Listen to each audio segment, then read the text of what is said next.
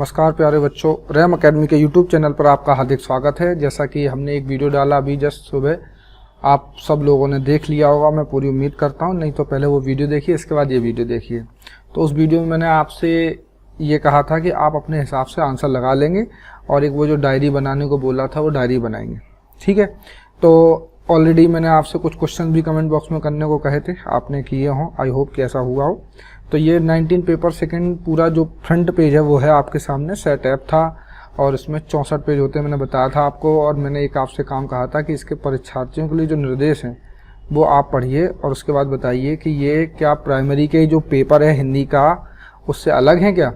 और आपको यहाँ पे देखिए सब कुछ लिखा और होता है प्यारे बच्चों कि इस तरीके से ये भाग 1 है तो वो प्रश्न संख्या 1 से लेकर 30 तक होता है, ये सबको होता है। साइकोलॉजी 1 से 30 आती है, 31 से 90 तक गणित और विज्ञान के प्रश्न आते हैं जूनियर में, और फिर से 31 से 90 तक फिर से सामाजिक अध्ययन के प्रश्न आते हैं।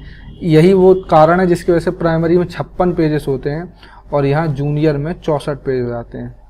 अब आगे आती है अंग्रेजी और हिंदी। तो अंग्रेजी और हिंदी का जो मेन पेपर होता है उसमें अंग्रेजी हिंदी दोनों आती हैं। क्वेश्चन नंबर 91 से 120 फर्स्ट लैंग्वेज कहलाती है और 121 से 150 आपका सेकंड लैंग्वेज कहलाती है। अभी मैं एक वीडियो बनाऊंगा जिसमें मैं सीटेट का पेपर आपको दिखा के उसका अपने तरीके से एनालिसिस करना बताऊंगा, तो वो ज़्यादा ज़रूरी है, ठीक है। तो ये सारी चीज़ें हो गई। अब आते हैं अपने पेपर पर, सारी बातें समझते हैं। तो देखिए, हम पहले पैसेज पढ़ लिए थे, वापस एक बार पढ़ के जल्दी से समझते हैं। जैसा कि हमने देखा था कि कोई भी पैसेज है वो 4 चीज़ों पर डिपेंड करता है। क्या क्या थी, मैं इस तरीके से पढ़ाऊंगा, आपको कुछ चीज़ रट जाएंगी। सबसे पहले पैसेज का क्या था प्यारे बच्चों? सबसे पहले पैसेज का था स्पीड। स्पीड के पहले क्या था प्यारे बच्चों? टाइप। फिर क्या था? स्पीड। फिर थे डेटा इन फैक्ट्स, और फिर था आपका डिफ़िकल्ट वर्ड्स। तो इन आधार पे हम कोई भी पैसेज पढ़ते हैं। जैसे कि हमने ये पैसेज देखा था, इसकी शुरुआत की लाइन श्वास द्वारा ऑक्सीजन ग्रहण करते हैं और कार्बन डाइऑक्साइड छोड़ते हैं, ये हम सब करते हैं। और इससे हमें पता चला था कि ये विज्ञान का पेपर है। ऐसा ये अधिकतर जानवरों, चिड़ियों, रेंगने वाले जंतुओं, कीड़ों मकोड़ों के द्वारा भी किया जाता है। दूसरी ओर सभी प्रकार की वनस्पतियाँ कार्बन डाइऑक्साइड ग्रहण करती हैं और ऑक्सीजन छोड़ती हैं। यदि हवा में लंबे समय तक ऑक्सीजन और कार्बन डाइऑक्साइड का अनुपात, मैंने इस शब्द पर अंडरलाइन करवाया था क्योंकि मात्रा अनुपात में अंतर है, अनुपात एक जैसा रहे तब उसका अर्थ होगा, ये अनुपात का मतलब है कि उनका रेशियो, जैसे दूध और पानी का रेशियो 1:2 होता है, इसका मतलब ये तो नहीं है 1:2 का मतलब दूध और पानी बराबर हो जाएंगे। तो ऐसे ही यहाँ कार्बन डाइऑक्साइड का अनुपात है, उसका अर्थ होगा कि पौधों और प्राणियों का जीवन एक दूसरे के अस्तित्व के मामले में समान स्तर पर आ जाएगा। लेकिन यदि हम कार्बन डाइऑक्साइड का अनुपात वातावरण में बढ़ा दें, मतलब कि पानी कर दें 2, कार्बन डाइऑक्साइड कर दें 2 और ऑक्सीजन कर दें 1, तो फिर प्रकृति के द्वारा लाखों सालों से बनाकर रखा गया संतुलन क्या हो जाएगा? बदल जाएगा। जैसे कि आजकल गर्मी या फिर जो हमारे इंडस्ट्री है, इंडस्ट्रियलाइजेशन हो गया, इसकी वजह से हमारा CO2 बढ़ने लग गया, उसी वजह से कहीं ओजोन परत में छेद हो जाता है, या गर्मी बहुत ज़्यादा हो रही है, या कई सारी प्रकृति के तूफान, आंधी, बारिश, भूकंप आते हैं। तो देखिए, जैसे मैं अभी पैसेज पढ़ रहा था और मेरे दिमाग में कुछ ना कुछ उससे रिलेटेड चीज़ें आने लग गई, तो वैसे ही आपका भी होना चाहिए कि पैसेज पढ़ने के बाद अगर समझ में आया है तो उससे रिलेटेड चीज़ें आपके दिमाग में आना चाहिए। अब आते हैं आगे, दूसरा पैसेज पढ़ते हैं। वातावरण और वनस्पतियाँ कार्बन डाइऑक्साइड का लगातार विनिमय करती हैं। वातावरण से वनस्पतियों में जाती है। जब वनस्पतियाँ सड़ने लगती हैं तब उनमें से कार्बन डाइऑक्साइड निकलकर पुनः वातावरण में समा जाती है। वनस्पतियाँ इस प्रकार कार्बन डाइऑक्साइड वसंत और ग्रीष्म ऋतु में ग्रहण करती है। एक मैंने विनिमय वर्ड को अंडरलाइन करवाया था, विनिमय का मतलब बताया था एक्सचेंज या फिर आदान प्रदान, और हमने देखा था कि इसको लेकर क्वेश्चन भी आया था। तो सारी चीज़ एक साथ समझते हैं। मैंने बताया था कि ये जो विनिमय है यहाँ पे पैसेज में या तो यूज करने का सेंस लेकर आ रहा होगा या कुछ और। तो ग्रहण करती हैं, जबकि वे सर्दियों में नष्ट होने लग जाती हैं तब उसे छोड़ती हैं। इस प्रकार वातावरण में मौजूद कार्बन डाइऑक्साइड की मात्रा में मौसम दर मौसम क्या होता है प्यारे बच्चों? फर्क होता है। ये पूरा पैसेज था आपका, साइंटिफिक एक तरीके से पैसेज। अब आगे की बातें समझते हैं। क्वेश्चन नंबर था 91, जो कि मैं पहले ही बता चुका था कि ग्रामर का क्वेश्चन है, और ये या अगर आपने पढ़ रखा है तो 1 भी हो सकता है और नहीं पढ़ रखा है तो 3। चलिए अब बात करते हैं इस पर। जैसे वातावरण, तो वातावरण का मतलब देखिए, अब यहाँ पे आपके लिए शायद नया शब्द हो सकता है कि नॉर्मली हमने इसका समास, जो किताबें आती हैं कंपटीशन के, उनमें पढ़ा भी हो गया समास में, तो वातावरण शब्द बहुत मुश्किल से पढ़ा होगा। तो सबसे पहले वातावरण मतलब एनवायरनमेंट अंग्रेजी होती है, खैर ये तो मालूम है हमको, अंग्रेजी आजकल ज़्यादा पढ़ लिए, भले ही हिंदी मीडियम के छात्र क्यों ना हो। तो यहाँ अगर हम वातावरण के शब्दों पर ध्यान दें तो इसका संधि विच्छेद क्या होगा प्यारे बच्चों? हर एक शब्द को हम संधि विच्छेद से समझेंगे। बात धन आवरण। अब इससे पता लग गया कि यहाँ दीर्घ और संधि है। अभी मैं संधियों का आपको लेक्चर, वर्णमाला का लेक्चर ये सब अपलोड कर दूंगा तो बहुत अच्छा होने लग जाएगा। मैं सारी चीज़ों का बेसिक कंसेप्ट जब अच्छा हो जाएगा तो बहुत मजा आएगा। तो आवरण का मतलब तो हो गया चारों ओर का जो आसपास का वातावरण होता है। और ये बात वर्ड से कुछ दिमाग में आ रहा हो तो बताइए। आपने 3 चीज़ें पढ़ी होंगी, बात, पित्त और कफ। ये जो शरीर बॉडी होती है उसमें 3 नाड़ियाँ होती हैं, एक बात, एक पित्त और एक कफ। पित्त मतलब अग्नि, कफ मतलब जल और पृथ्वी का सेंस होता है, और बात का मतलब वायु से होता है। तो वायु जो चारों ओर से घेरे रहती है तो वही तो वातावरण होगा। अगर हम नॉर्मल मीनिंग इसका निकालें तो क्या हुआ, वायु का आवरण। अगर हम इस हिसाब से देखें तो यहाँ बीच में का शब्द आ रहा है, और का एक कारक चिन्ह होता है, संबंध कारक चिन्ह होता है। तो इस तरीके से जैसे प्राइमरी में तत्पुरुष समास था उसका आंसर, वैसे यहाँ पे अभी भी संबंध है कारक, तो तत्पुरुष समास इसका आंसर हो जाएगा प्यारे बच्चों। तो आप ही बताइए क्या ये बहुत ज़्यादा कठिन है? प्राइमरी का पेपर का जो क्वेश्चन था वो इससे ज़्यादा कठिन था, जबकि जूनियर में तब भी ये बहुत क्या है, सरल है। इस तरीके से आपका आंसर क्या हो गया प्यारे बच्चों, पहला। आगे देखेंगे और भी देखेंगे, ऐसा नहीं है, मैंने भले ही आंसर डायरेक्ट बता दिया लेकिन आपको पूरा आंसर पढ़ने। बात का बना ऐसा आवरण बहुब्रीही, वातावरण रूपी बात, ऐसा तो नहीं होता है बात, ये तो पूरा सेंटेंस ही गलत हो गया, इसका कोई मतलब ही निकलेगा। बात और आवरण दो बातें अलग अलग नहीं है। बात माने वायु होती है और वायु का ही क्या होगा, आवरण। तो ये दो तो नहीं हो सकते। हाँ, बात का बना ऐसा आवरण ये हो सकता है, लेकिन बात का बना ऐसा आवरण बहुब्रीही समास तब होता है जब उसका तीसरा अर्थ निकल रहा हो। तो यहाँ बात का आवरण से कोई तीसरा अर्थ तो निकल नहीं रहा है, तो इस वजह से ये दूसरा आंसर भी नहीं होगा। एक और दिमाग में रखना बात कि हमेशा हमें कभी सही आंसर नहीं ढूंढना होता है, हमेशा हमें गलत आंसर ढूंढना होता है। अब आते हैं आगे, क्वेश्चन नंबर 92 देखते हैं प्यारे बच्चों। यही कारण है कि यहाँ जो भी बच्चे पढ़ते हैं रैम एकेडमी के, चाहे ऑफलाइन क्लास हो चाहे ऑनलाइन क्लास हो, बच्चे स्कोर अच्छा करते हैं। अगला देखते हैं, श्वास और ऑक्सीजन शब्द हैं। तो अब आप मुझे बताइए कि ये जो श्वास और ऑक्सीजन शब्द हैं तद्भव देशज हैं, देशज आगत हैं, तत्सम आगत हैं या तत्सम तद्भव हैं। अब हमने आपको सुबह जो वीडियो डाला था उसमें हिंट दी थी कि जैसे कि तत्पुरुष समास 2 जगह आया तो वो उन्हीं में से एक आंसर था, ऐसे यहाँ 2 जगह आगत शब्द आया है। अब थोड़ा सा जान लो, तद्भव मतलब वो शब्द जो बिगड़े हुए रूप हैं, जैसे आम्र का आम हो गया, घृत का घी हो गया, तो वो तद्भव कहलाते हैं, मतलब घी और आम। लेकिन जो आम्र शुद्ध शब्द था, जो संस्कृत के शब्द होते हैं तत् धन सम, जैसा का वैसा ही रहे तो वो तत्सम कहलाता है। तद्भव मतलब जैसा का कुछ और हो जाए, तो जैसे कि आम्र का आम हो गया, घृत का घी हो गया, अभी बताया, तो ये तद्भव हो जाएगा। तो ये तद्भव मतलब जो हिंदी भाषा के शब्द हैं, संस्कृत के बिगड़े हुए शब्द। तत्सम मतलब संस्कृत के शब्द।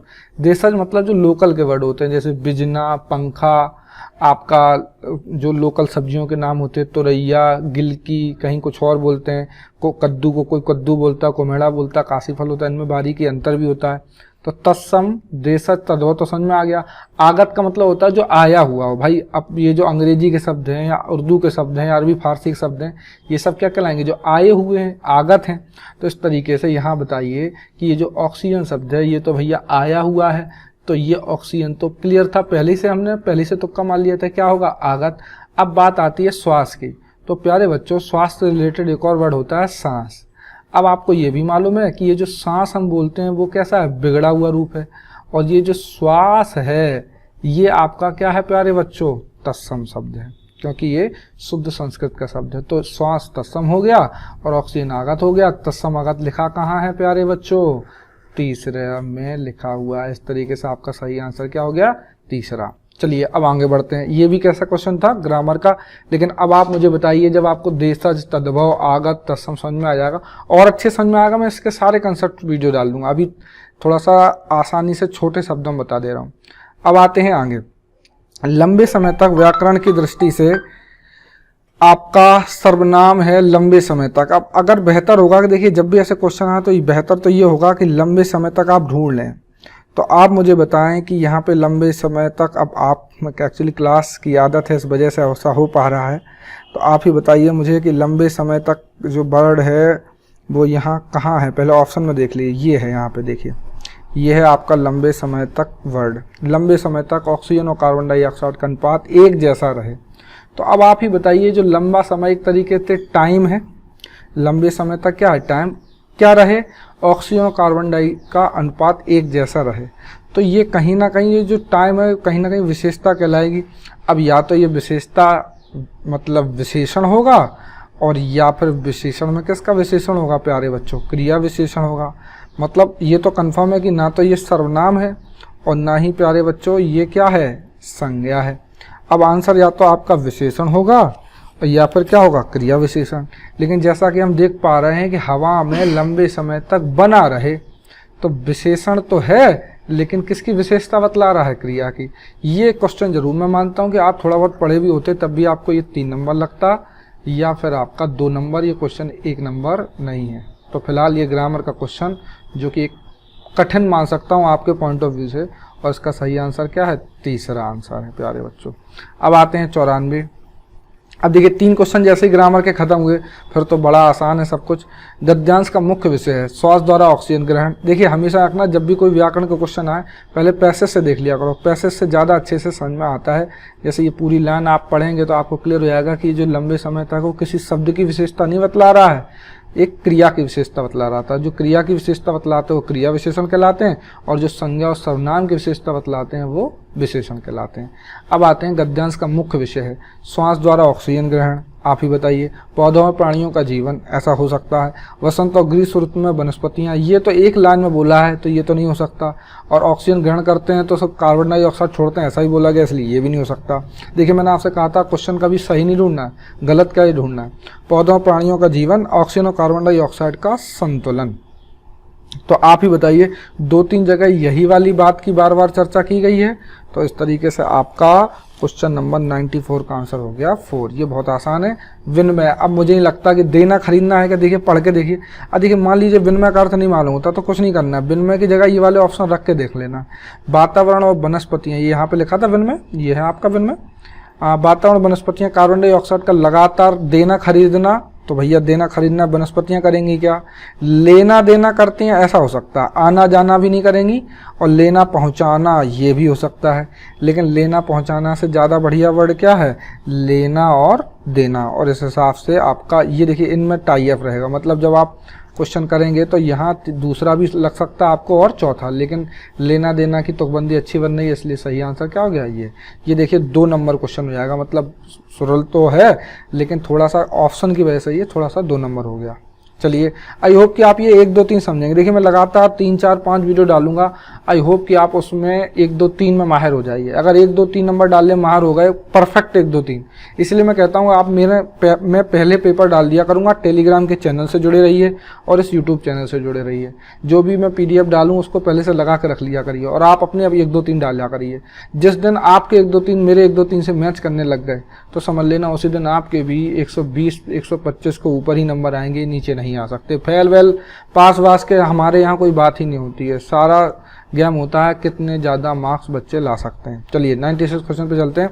हम सांस के साथ ऑक्सीजन लेते और कार्बन डाइऑक्साइड छोड़ते, तो हम क्या करते हैं भाई, पैसेज भी ना पढ़ा होता तो तब भी मालूम होता कि भैया ऑक्सीजन लेते हैं और कार्बन डाइऑक्साइड छोड़ते हैं। तो अब मुझे लगता है नीचे वाले ऑप्शन पढ़ने की भी ज़रूरत है। अब आपका मन नहीं मानेगा, अभी आपका मन कहेगा कि नहीं नीचे के पढ़ लो, तो देखो अभी तो नीचे के पढ़ लो, लेकिन पेपर के टाइम पे जब आपको कंफर्म है आपको ये सब कि आप क्या करते हैं, हो सकता है कि आप उल्टा हो जाए, बोले CO2 लेते हैं और छोड़ते हैं, तो फिर भाई भगवान जाने आपका मालिक कौन होगा। लेकिन भाई इतना तो सामान्य ज्ञान है, नहीं तो पहली लाइन में ऑलरेडी लिखे हुआ था प्यारे बच्चों, और ज़्यादा सोचने की ज़रूरत है नहीं। चलिए आगे चलते हैं। 97 ऑक्सीजन ग्रहण करने में अधिकांश जीवधारियों का स्वभाव मानव के विपरीत है, मानव की तरह है, विभिन्न प्रकार का है, या मानव से भिन्न है। तो आप ही अब देखिए ये क्वेश्चन को मैं बोलूँगा कि ये या तो आपको 2 नंबर लगेगा। ये देखिए यहाँ वनस्पतियों का अगर सेंस ले, जल्दबाजी में क्या होता है, ये जो जीवधारी है ना इनको आप वनस्पतियाँ समझ लोगे, और वनस्पतियाँ समझ लोगे तो या तो आपका आंसर अपोजिट हो जाएगा, क्योंकि CO2 वनस्पतियाँ लेती हैं और ऑक्सीजन छोड़ती हैं, जबकि जो मानव और जीवधारी होते हैं वो ऑक्सीजन लेते हैं और CO2 छोड़ते हैं। तो यहाँ आप गलत कर सकते हैं। तो देखिए ऐसी जल्दबाजी नहीं करना कि जीवधारियाँ आपको वनस्पतियाँ दिखने लग जाएँ। यहाँ पे वनस्पतियाँ नहीं लिखा हुआ, यहाँ पे क्या लिखा हुआ, जीवधारियाँ लिखा हुआ। तो वो ऑक्सीजन लेते हैं और CO2 छोड़ते हैं। तो आप ही बताइए क्या होगा, विपरीत होगा क्या, नहीं, विचित्र प्रकार का है, नहीं, मानव से भिन्न है क्या, नहीं। आप कह सकते हैं विचित्र प्रकार का भी, लेकिन सही आंसर मानव के संदर्भ में क्या हो जाएगा, मानव की तरह है। मतलब 97 का आंसर हो जाएगा आपका सेकंड। अब आते हैं आगे। वनस्पतियां जब सड़ने लग जाती हैं तो वातावरण को मिलती है। अब मुझे नहीं लगता कि बिल्कुल आसान सा प्रश्न है। लास्ट लाइन एक और मैं आपको फंडे की ट्रिक की बात बताता हूँ कि जब भी पैसेज आएगा तो शुरुआत की 2 लाइनें और लास्ट की 2 लाइनों से जरूर क्वेश्चन आएगा। तो देखिए आप लास्ट की जो 2 लाइनें हैं इसी में तो लिखा हुआ और उसे छोड़ती हैं CO2 को, और शुरुआत की पहले क्वेश्चन से ये ऑक्सीजन ग्रहण करते हैं और कार्बन डाइऑक्साइड, इससे लेकर तो 2 क्वेश्चन आ गए। तो शुरुआत की 2 लाइनें जब अगर पेपर कभी छूटने लग जाए तो पैसेज की 2 लाइनें लास्ट की और 2 लाइनें शुरुआत की पढ़ लिया करना, आपको कम से कम 2 या 3 क्वेश्चन तो मिल ही जाएंगे। अंतिम क्वेश्चन पैसेज का करते हैं 99। अच्छा, इसका आंसर अब मुझे बताने की जरूरत है क्या? Carbon dioxide. और ये भी ऊपर वाला भी क्वेश्चन कैसा होगा? 1 नंबर क्वेश्चन हो जाएगा। ठीक है। हाँ, कब ये 2 नंबर क्वेश्चन हो सकता है? बहुत सारे बच्चे इसमें गलती कर सकते हैं। कब? ये 1 भी है 2 भी है। मैं सारे बच्चों के हिसाब से बात कर रहा हूँ। अगर आपने इसे जीवधारियों की जगह वनस्पतियाँ, क्योंकि कुछ ज़्यादा होशियार बच्चे क्या करते हैं, अरे इतना सरल थोड़ी ना पूछ देगा, कुछ तो कठिन पूछेगा, तो वनस्पतियाँ अपने आप समझ लेंगे। तो इस तरीके से गलतियाँ होंगी। आई होप कि आप में से जितने भी गलती करी हो वो जरूर कमेंट बॉक्स में बताएं। मैं ऐसे कुछ बच्चों के नाम याद रख लूँगा, तो आगे की वीडियो में उन नामों को प्रयोग करके बताया करूँगा कि भाई आगे से गलती करी कि नहीं करी। 99 है, पौधों और प्राणियों का जीवन एक दूसरे के अस्तित्व के समान आ जाएगा जब हवा में लंबे समय तक कार्बन डाइऑक्साइड मिलना बंद हो जाए, कार्बन डाइऑक्साइड और ऑक्सीजन का अनुपात समान रहे, वनस्पतियाँ कार्बन डाइऑक्साइड का विनिमय करती हैं, सूर्य का प्रकाश मिलता रहे। तो आप ही बताओ बच्चों, आपको क्या लगा जब आपने ये क्वेश्चन किया होगा?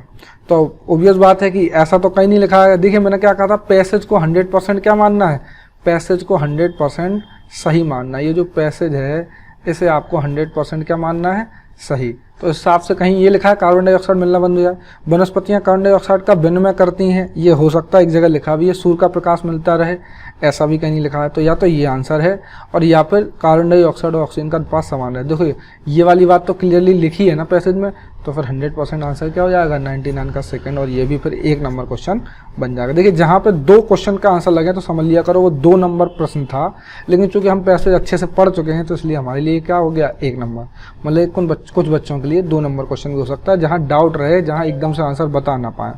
चलिए अब आते हैं कविता की तरफ। ऑलरेडी हमने इस पर अच्छा खासा डिस्कशन किया था। हमने आपसे कहा था कि जब आपने पढ़ा था, वह आता 2 टूक कलेजे के, करता पछताता पट पर आता, पेट पीठ दोनों मिलकर हैं एक, चल रहा लकुटिया टेक। जब इतनी लाइनें पढ़ ली थी तो हमने पता लगा था या तो यहाँ कोई बूढ़ा व्यक्ति है, या तो यहाँ कोई गरीब व्यक्ति था, और या तो यहाँ पे कोई भिखारी व्यक्ति हो सकता है।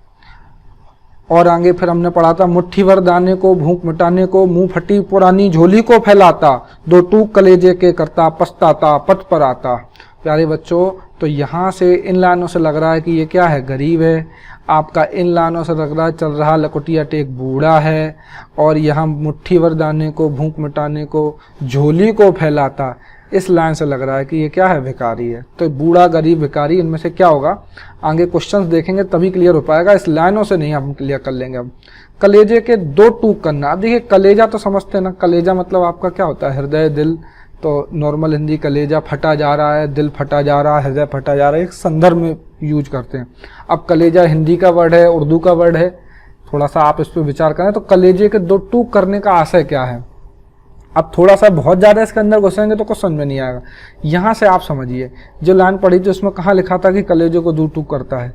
यहाँ पे लिखा 2 टूक कलेजे के, करता पछताता पट पर आता, मतलब चलता जाता है और अपने कलेजे का 2 टूक करता है। अब देखिए यहाँ पे दिल की चीर फाड़ वो कर देगा तो फिर चल कहाँ से पाएगा? तो ये तो बिल्कुल नहीं हो पाएगा। हाँ, कठिनाई पैदा करना हो सकता है, टुकड़े टुकड़े वो खुद नहीं कर पाएगा। भैया टुकड़े टुकड़े गाने तो अच्छे लगते हैं, टुकड़े टुकड़े दिल के हो गए, लेकिन यहाँ पे तो ऐसा नहीं होगा ना कि टुकड़े टुकड़े गानों ही में हो पाएंगे ना, रियल लाइफ में तो नहीं हो पाएंगे।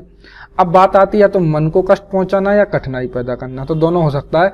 लेकिन इसमें जो पैसेज के रेलिवेंट है इन दोनों में, वो ज़्यादा रेलिवेंट कौन है? मन को कष्ट पहुंचाना। प्यारे बच्चों, तो ये क्वेश्चन मैं मानूंगा कि 2 नंबर प्रश्न है, और इसका आंसर आप पैसेज की लाइनों को पढ़कर यही वाले अर्थ रखकर ही समझ पाएंगे। ये दोनों अर्थ पैसेज की लाइनों में रखें और फिर देखें कि क्या आपको सही लग रहा है। तो यहाँ 2 आंसर लग सकते हैं। देखिए ये जो बातें बता रहा हूँ, अगर आपको भी ऐसा ही लगा है तो समझ लेना कि आपका पेपर अब निकल गया, एक ही पेपर से आपका पास हो जाओ। और अगर ऐसा नहीं हो रहा, मैं कुछ और बता रहा हूँ, मतलब मैं आपकी सोच को बताने की कोशिश कर रहा हूँ। मैं ऐसे नहीं सोचता हूँ, मैं कैसे सोचता हूँ बाद में बताएंगे, लेकिन मैं आपके हिसाब से चल रहा हूँ कि जब आपने पहली बार क्वेश्चन देखा होगा तो क्या ऐसे किया है। देखिए पेपर पास करने के लिए कोई नॉलेज की ज़रूरत नहीं, कोई कुछ की ज़रूरत नहीं, सिर्फ और सिर्फ आपको मेंटेलिटी, माइंड सेट करना है। देखिए ये बड़ा कठिन सा काम है, जब ऑफलाइन क्लास होती तो बड़ा आसान होता है कर पाना, लेकिन ये माइंड सेट अगर हो गया, एक सही माइंड सेट, तो फिर समझिए आपका काम हो जाएगा, यही जरूरी चीज़ है। चलिए क्वेश्चन नंबर 101 को देखते हैं। भिखारी अपनी झोली क्यों फैलाता है? झोली में कुछ छिपाना चाहता है, मुट्ठी भर अनाज दिखाना चाहता है, अपनी गरीबी के बारे में बताना चाहता है, भूख मिटाने के लिए कुछ अन्न चाहता है। अब बताइए आप, मुट्ठी भर अनाज दिखाना चाहता है। अब देखिए यहाँ पहले ही से उसने क्लियर कर दिया भिखारी, तो हमें एक आंसर मिल गया कि बूढ़ा, गरीब और भिखारी में सही आंसर मतलब सही व्यक्ति कौन है? वो भिखारी है। और भिखारी अपनी झोली किस लिए फैलाएगा भैया? झोली में छिपाने के लिए तो नहीं छिपाएगा, मुट्ठी भर अनाज दिखाने के लिए छिपाता है। ये तो प्रैक्टिकल बात भी नहीं हुई। और हमेशा रखना, जो भी कविता मतलब पैसेज आते हैं वो कभी कल्पनाशीलता वाले नहीं होते, डेली लाइफ से उनका कनेक्शन होगा। ऐसा नहीं होगा कि बाप की उम्र 5 साल हो जाए और बेटे की उम्र 20 साल हो जाए। अगर कोई पैसेज आएगा तो बाप बड़ा उम्र का रहेगा और बेटा छोटी उम्र का रहेगा। अब आते हैं आगे। अपनी गरीबी के बारे में बताना चाहता, ये हो सकता है थोड़ा बहुत, लेकिन भूख मिटाने के लिए कुछ अन्न चाहता है। ये लाइन बड़े आसानी से और बड़े क्लियर शब्दों में लिखी हुई है। तो 100 का पहला था और 101 का आपका क्या हो जाएगा प्यारे बच्चों? चौथा। ये भी आंसर क्या हो जाएगा? गलत। ठीक है, आप ये लाइन यहाँ देख सकते हैं। देखिए, मुँह फटी पुरानी झोली को मुट्ठी भर दाने को भूख मिटाने को, मुँह फटी पुरानी झोली को फैलाता। तो यहाँ से आपको क्लियर हो जाएगा, भूख मिटाने के लिए कुछ अन्न चाहता है।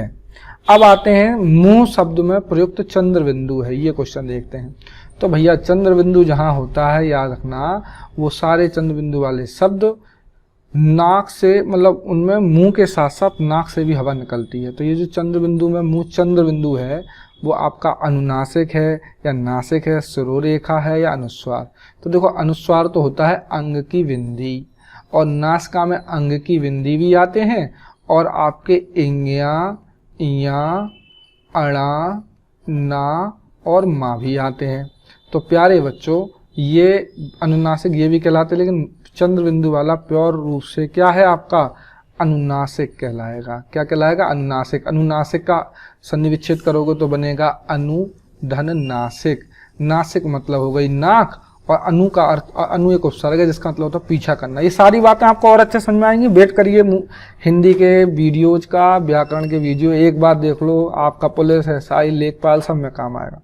तो अनु का अर्थ होता है पीछा करना, नासिक मतलब क्या? नाक। तो अनुनासिक का मतलब जो नाक का अनुसरण करता हो। तो मुंह शब्द में जो बिंदी है, चंद्र बिंदी है, वो आपका नाक का अनुसरण कर रहा है, इसीलिए सही आंसर क्या है? अनुनासिक। देखिए यहाँ पे नासिका भी है, लेकिन एक्चुअली जो ओरिजिनल ये ग्रामेटिकल क्वेश्चन है, तो यहाँ पे अनुनासिक का ही कंसेप्ट है और नासिका का कंसेप्ट इंगिया, इया, अड़ा, नामा के बारे में। तो थोड़ा सा ये डाउट, मतलब 2 नंबर क्वेश्चन है ये, मतलब बहुत सारे बच्चे इसमें नासिका भी लगाए थे और अनुनासिक भी, लेकिन सही आंसर उन्होंने क्या माना? 1। तो यहाँ भी पूरे पैसेज में मैंने 2 क्वेश्चन बताए जो आपको टफ लगे होंगे, मतलब इस पे मैं चाहूँ तो स्टार मार सकता हूँ कि ये अधिकतर बच्चों के क्या हुए प्यारे बच्चों? गलत हुए। ठीक है, बाकी कई बार अपन डेढ़ दिमाग से होते हैं, वो एक अलग बात है। चलिए अगला क्वेश्चन देखते हैं। काव्यास से हमारे मन में उठने वाला मुख्य भाव है, तो भैया हास्य है कि करुणा है, वीरता, श्रृंगार। कहीं वो श्रृंगार तो कर नहीं रहा और हंसी तो आ नहीं रही, आपको आ रही तो आप बेवकूफ़ कहलाए, और वीरता का कोई काम ऐसा किया नहीं है, तो भैया बचा क्या? करुणा। अब रस पढ़े होंगे तभी ये क्वेश्चन बनेगा क्या?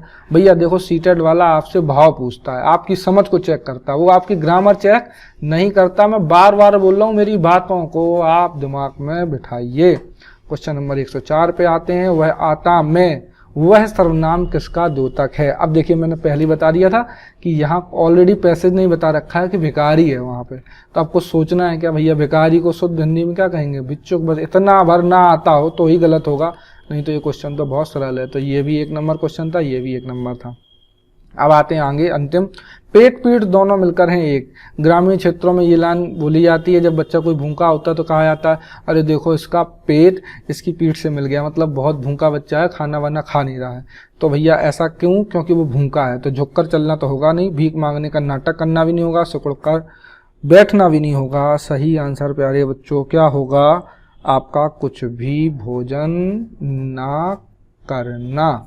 और इस तरीके से प्यारे बच्चों हमने थ्योरी के 15 क्वेश्चन जूनियर के भी देख लिए। अब फाइनल निष्कर्ष क्या निकले प्यारे बच्चों? देखिए थोड़ा सा ऊपर ही चलते हैं, वहीं बताते हैं। हमने देखे फाइनल निष्कर्ष, और वो निष्कर्ष ये रहे कि सीटेट के प्राइमरी की तरह ही जूनियर का भी पेपर सेम होता है। सीटेट प्राइमरी जैसा है वैसा ही सीटेट का जूनियर का पेपर है। इसमें भी आपको पता है टोटल क्वेश्चन कितने हैं? 30। आपका थ्योरी के कितने क्वेश्चन हैं, 15, और पेडागोजी के क्वेश्चन आगे के वीडियो में हम डिस्कस करेंगे। थ्योरी के क्वेश्चन में एक गद्य आया और एक क्या आया, पद्य आया। गद्य के कितने क्वेश्चन आते हैं, 9, पद्य के कितने आते हैं, 6। इसमें दोनों मिलाकर हो जाते हैं प्यारे बच्चों कितने, 15 क्वेश्चन हो जाते हैं। और अगली बात हमने क्या जानी प्यारे बच्चों, कि यहाँ ग्रामर, अगर जिसको लगता है कि भैया हिंदी, अधिकतर आपने देखा होगा हम लोग सीटेट हिंदी के नाम पर ग्रामर पढ़ते रहते हैं, बिल्कुल से भी ग्रामर नहीं आती। ग्रामर के 5 क्वेश्चन आते हैं, अगर उसमें से देखा भी जाए तो 2 क्वेश्चन ही कैसे होते हैं प्यारे बच्चों, डिफ़िकल्ट होते हैं। और ये इतने डिफ़िकल्ट होते हैं कि पूरी ग्रामर भी पढ़ लो तब भी हो सकता है आपसे ना बने। तो आई होप कि प्यारे बच्चों आपको प्राइमरी और जूनियर का पेपर का डिस्कशन में अच्छा लगा होगा। प्लीज़ कमेंट करा करिए प्यारे बच्चों, इससे बड़ा ही ज़्यादा हम लोगों को एनर्जी मिलती है।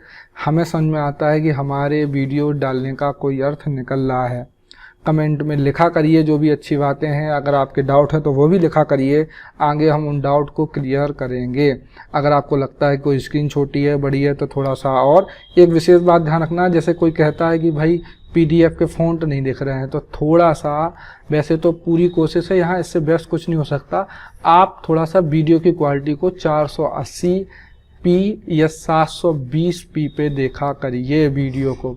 अगर आपको, वैसे मैं बहुत जल्दी जल्दी ही बोलता हूँ, अगर आपको लग रहा हो कि आपको स्लो है तो फिर आप अपने वीडियो की स्पीड थोड़ा सा बढ़ा लिया करिए, तो ये जो बड़े वीडियो हैं आप वो थोड़ा सा जल्दी ख़त्म हो जाया करेंगे। अगली बात कि प्यारे बच्चों, एक कमेंट मैंने YouTube पे देखा जिसमें एक बच्चे ने लिखा कि सर मेरे इस पेपर में हिंदी के, मतलब प्राइमरी का पेपर में शायद उसके 24 क्वेश्चन आए थे प्यारे बच्चों, मतलब 24 मार्क्स आए होंगे।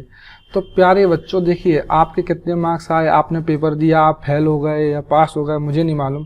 मैं ये मान के चलूँगा हमेशा कि आप बिल्कुल क्या है, 0, और आपको बनाना है क्या प्यारे बच्चों, हीरो। तो बनेंगे हम हीरो, करेंगे सीटेट पास, सिर्फ पास नहीं, सीटेट करेंगे टॉप। इस बार YouTube चैनल के माध्यम से पहली बार बच्चे को लाना चाहिए 130 के ऊपर नंबर। ये दिमाग में टारगेट बिठा लो, सारी चीज़ें बहुत आसान है। पेडागोजी अभी टफ लग रही होगी, मिलते हैं अगले वीडियो में। जैसे ही वो वीडियो आएगा बड़ा मज़ा आएगा आपको पेडागोजी समझने में। जुड़े रहिए रैम एकेडमी के YouTube चैनल से।